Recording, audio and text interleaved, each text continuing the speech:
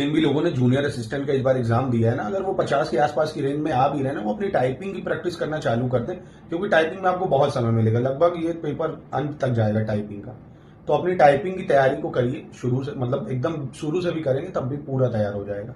अगर आपके 50 तक आ रहे हैं स्कोर तो आप करिए।